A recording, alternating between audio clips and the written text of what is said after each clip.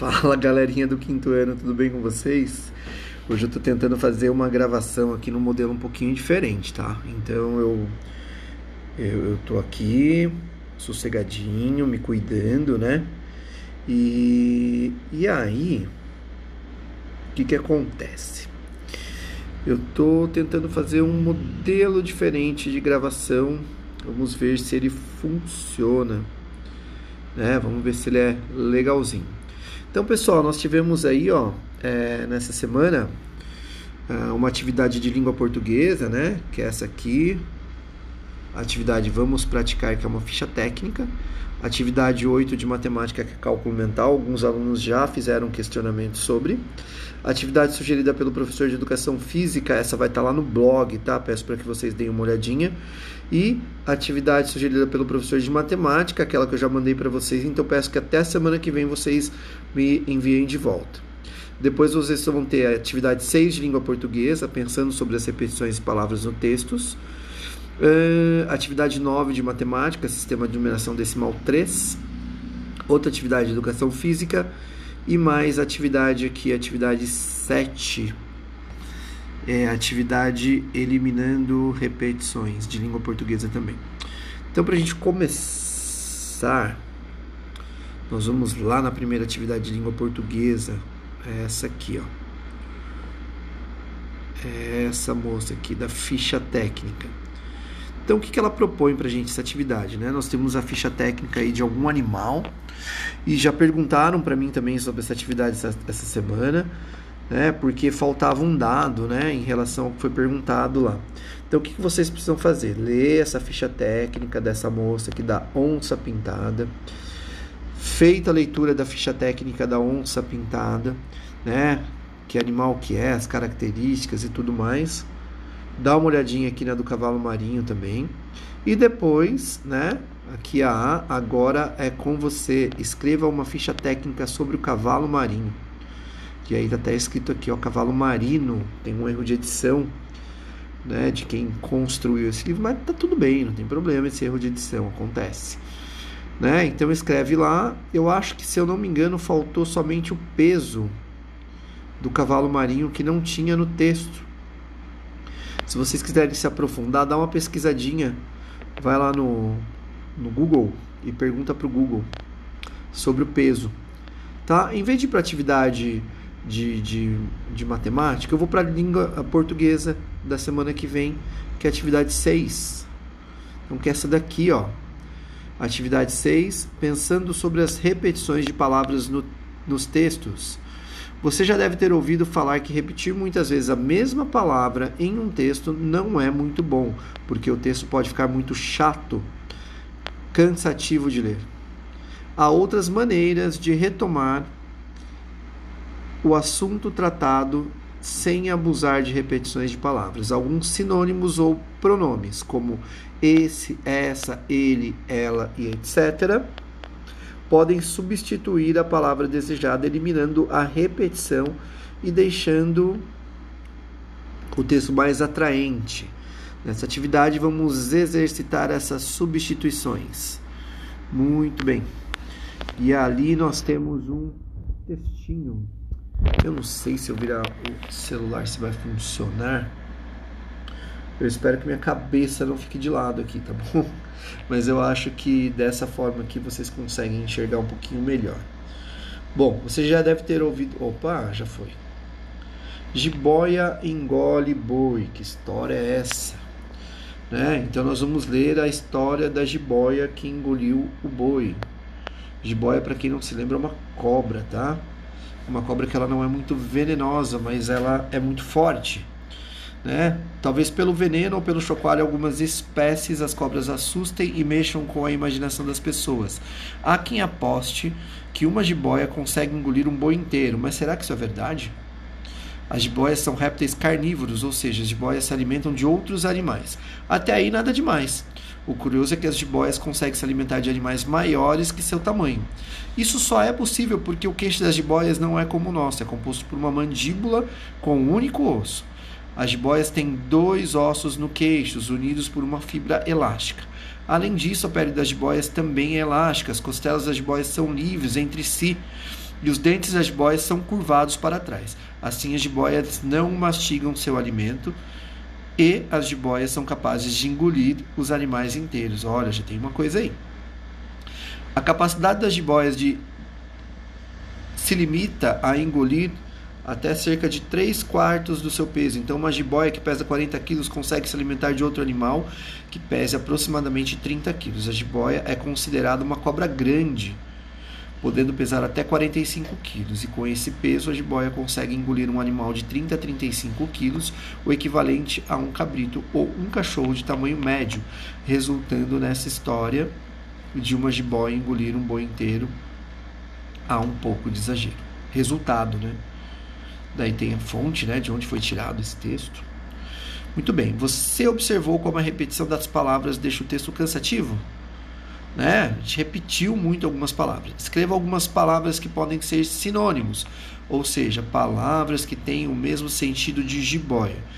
Então, dentro do texto, que palavras podem dar o mesmo sentido?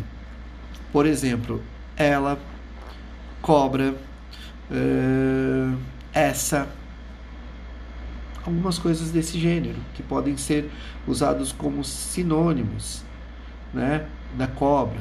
Então, outras palavras que a gente pode usar para definir esse bichinho aí, tá bom? E aí, na B, reescreva o trecho a seguir, substituindo a palavra jiboia por uma palavra ou um termo que substitua sem mudar o sentido. Além das palavras que você relacionou como sinônimo, pode usar outras como eu falei, ela, dela, etc. Então, vocês vão pegar esse trecho e substituir a palavra jiboia por alguma outra palavra sem tirar o sentido do texto. Certo? Bom, vamos lá. Nós temos ainda, nessa semana aqui, ó. Opa. Essa semana aqui ainda temos a atividade 7, eliminando repetições. Opa. Na eliminando repetições, vamos lá na eliminando repetições. A 7. Muito bem. Eliminando repetições. Nessa atividade você vai praticar um elemento de coesão presente nos bons textos. Eliminar repetições, substituí-las por palavras de sentido equivalente. É a mesma coisa da outra atividade, gente. Substituí-las por palavras que não deixem perder o sentido do texto. Então, tirar palavras repetidas sem perder o sentido do texto, né? Então, reescreva o texto a seguir, substituindo as palavras grifadas por outras equivalentes, evitando repetições desnecessárias. Aqui está, verifique quais palavras... Nossa, fez um barulhão de moto aqui agora, gente, por isso que eu fiz essa cara. Pode usar dentre aquelas que estão no banco de palavras abaixo, e você pode ainda decidir se quer deixar de usar as palavras caso ache que assim o leitor conseguirá compreender a informação. Então, no banco de palavras você terá ela, ele, esses animais, aqueles animais, elas, eles, os animais, os mamíferos, espécie de peixe. Muito bem. Aí temos o textinho aqui da baleia Charlotte. E aí, depois que ler o texto da baleia Charlotte, vai substituir, né? Vai reescrever o texto, substituir as palavras grifadas por outras equivalentes. Moleza, gente? Tranquilo? Da 8 a gente não vai falar hoje, tá bom? Vamos aqui para matemática. Bom, matemática, aquela atividade sugerida pelo professor, eu já mandei para vocês, né? Espero que vocês me entreguem o quanto antes. Mas eu pedi para que fosse até semana que vem, né? Já me perguntaram. E aí, tá aqui. Bom, aí tem a atividade 8, que é o cálculo mental 2, as tabuadas de multiplicação. Né? Aqui tem uma explicaçãozinha do que é uma multiplicação, né? Por que ela é assim? Por que 5 vezes 2 é igual a 10 e 3 vezes 8 é igual a 24? Porque 5 vezes 2, pessoal, ó, tá aqui, ó. Porque 5 vezes 2 é igual a 2 mais 2 mais 2 que é igual a 10, né? Ó, 5 vezes o número 2 aparece sendo igual a 10. E por que 3 vezes 8 é igual... e 3 vezes 8, né, é igual a 8 mais 8, que é igual a 24, né? É uma espécie de soma, né, a multiplicação. Muito bem, aí nós temos aqui essa atividade. Encontre o caminho do gol juntamente com um familiar, sabendo que a bola só pode andar pelos resultados de multiplicações pelo 3 ou pelo 7. Será que existe mais de um caminho? Então, o que vocês têm que fazer? Comecem aqui do 9, né, obrigatoriamente. Né? Então, por que eu começo do 9? Vamos pensar que operação que a gente tem aí. Então, a gente sabe que 3 vezes 3 é igual a 9. Então, tem na tabuada do 3, resultado 9, entramos no 9. Muito bem. Temos duas opções. Podemos ir para 3 vezes 7, que é igual a 14, né? Daí nós colocamos lá a tabuada. Ou podemos ir para cá. Ó. Quanto que é 3 vezes 8? 24. Bom, temos dois caminhos. Podemos trilhar os dois. Temos também aqui que 3 vezes 7 igual a 21. E temos aqui no 27 cabendo na tabuada do 7. O que eu tenho que fazer? Ver o caminho que eu tenho saída. Então eu posso vir por aqui, eu posso descer para o 32, eu posso ir para o lado para o 22, porque eu não posso andar na diagonal, tá, gente? Eu tenho que trilhar pelos caminhos, encontrando os resultados dentro da tabuada. Mas o que acontece aí, que é importante saber? Sempre tem que ter um resultado referente à tabuada, então você vai anotando e depois no final você vai contar se tem ou não mais de um caminho para eu chegar aqui, ó, no 91, que é o gol. Eu tenho que trilhar o meu caminho até ali, tá bom? Chegando ali, já era, encontrei o meu caminho, estou em casa, fiz o gol. E aí precisamos saber se tem mais de um caminho ou não, tá? Você pode usar a calculadora, tá, pessoal, para fazer, não tem problema. E uma dica que eu dou, e aí eu quero que vocês se lembrem. Eu sempre falo para vocês, né, sempre falei lá no começo, de operação inversa. O que é operação inversa? Nós temos a adição, o inverso da adição é a subtração. Nós temos a multiplicação, que é o que pede aqui na tabuada, mas o inverso da subtração qual é? É a divisão. Então, ao invés de subtrair, ao invés de multiplicar, eu posso pegar aquele númerozinho que está lá, posso tentar dividir ele por 3 ou posso tentar dividir ele por 7. Se eu dividir aquele número por 3 e der exato, ok, eu tenho a resposta. Ele é divisível por 3, logo ele está na tabuada do 3. Se eu dividir aquele número por 7 e ele der exato, logo ele está na tabuada do 7. Mas se eu dividir ele por 3 ou por 7 não der exata, é porque ele não está nessa tabuada. Se ele não está na tabuada, né, não é o caminho que eu tenho que trilhar. Certo? Moleza esse? Facinho? Eu já fiz ele, é bem legal. Bom, muito bem. Temos atividade também 9 de matemática, sistema de numeração decimal 3, que está aqui. Pessoal, vocês podem ver esse vídeo em partes, tá? Respeitando as semanas, apesar de que eu já estou fazendo para a semana que vem, então tá tranquilo. Né? Sistema de numeração decimal 3, lembrando que hoje é sábado, tá? Arredondamento de números. Às vezes é muito importante saber o valor exato de determinada quantidade, como por exemplo, quando nós precisamos saber se um grupo de pessoas pode ser transportado ao mesmo tempo em um ônibus. Né? Grupo de pessoas não dá para arredondar, né, gente? Mas mesmo assim. Mas também existem situações em quais os valores aproximados são suficientes, né? Se eu falar mais ou menos. E é o que acontece quando necessitamos de saber quantas pessoas estão em um ginásio de esportes. Bibliotecas escolares nas regiões norte e centro-oeste do Brasil. Vamos dar uma olhadinha lá. Ele fala que no estado de Rondônia, primeiro aqui, Rondônia. Ele fala que no estado de Rondônia tem 529 bibliotecas. E os alunos que usam essas bibliotecas são 240.258 alunos. E aí ele vai falar do Acre, do Amazonas, tal. Depois ele vai descer aqui, para o Centro-Oeste, fala que o Mato Grosso do Sul tem 906 alunos, 906 bibliotecas, 291.912 se utilizam. Muito bem. Aqui é onde pega. Né? Nós vamos agora arredondar, ou seja, falar de números aproximados, não de números exatos. E para arredondar é importante pensar em algumas coisas. Para onde ele quer que a gente arredonde? Vamos ver se a gente tem aqui. Bom, faça um arredondamento do número de alunos que usam bibliotecas escolares da região centro-oeste. Então, o que ele está falando aqui?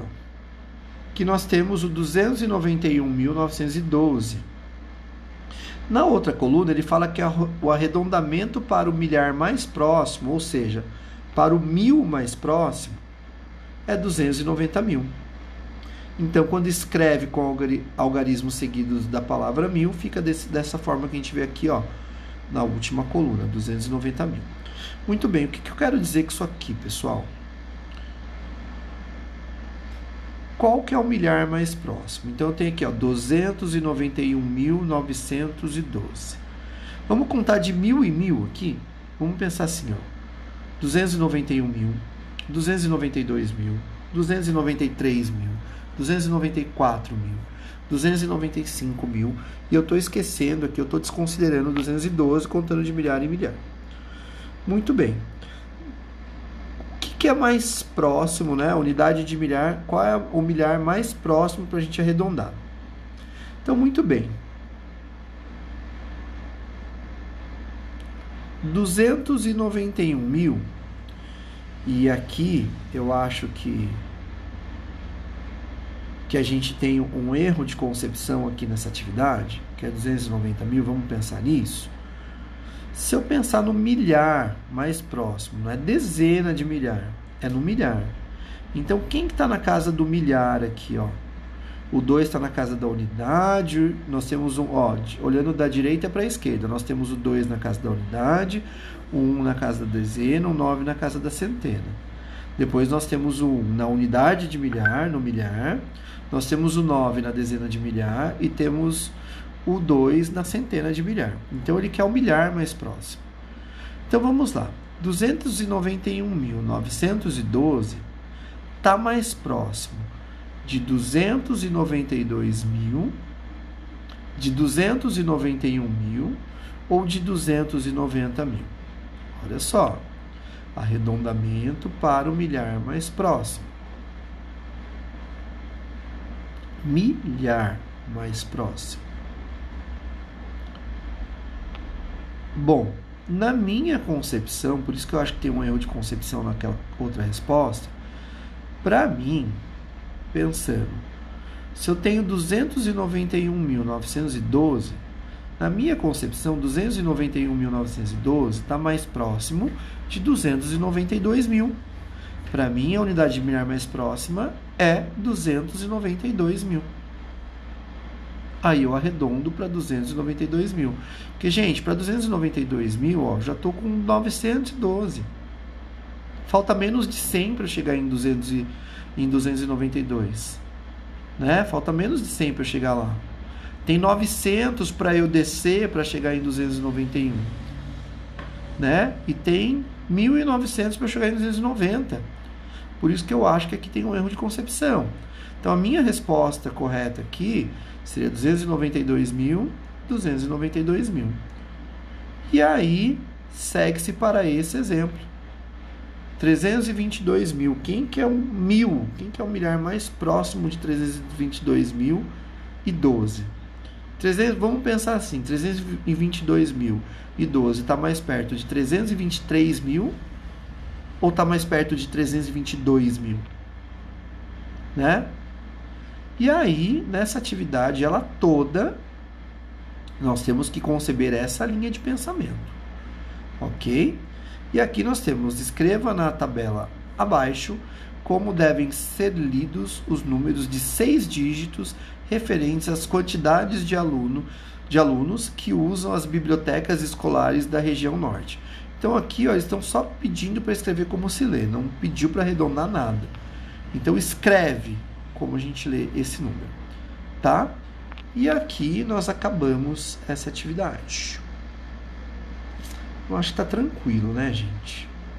Depois vocês podem fazer foto e me mandar. Bom, esse vídeo já tá ficando extenso. Deixa eu voltar aqui na rotina para ver o que mais temos. Bom, eu acho que nós matamos a semana, né? Falamos da atividade 6 de língua portuguesa, falamos da 7, eliminando repetições, falamos da 9, sistema de numeração decimal, e aí eu peço para que vocês olhem no blog, mas depois eu mando para vocês também o link de educação física, tá bom? E no blog já vai estar, provavelmente na segunda-feira, já vão ter novas atividades lá para vocês acompanharem. Tá bom? E aí, semana que vem, eu gravo para vocês mais 2 semanas, num vídeo só. A semana do dia 17/8 a 21/8 e a semana de 24/8 a 28/8. Combinado? Pessoal, se estiver legal assim, vocês me avisem. Se acharem que não tá legal dessa forma, me avisem também que eu tento melhorar os meus vídeos. E aí, aguardem que logo logo vou fazer alguns vídeos também pensando nas operações de divisão, né? Vamos fazer a concepção de como é o algoritmo, como que a gente faz divisão, pra gente tentar avançar nesse sentido. Ok? Gente, um abraço a todos, fiquem bem, se cuidem, fiquem em casa. Beleza? Até mais.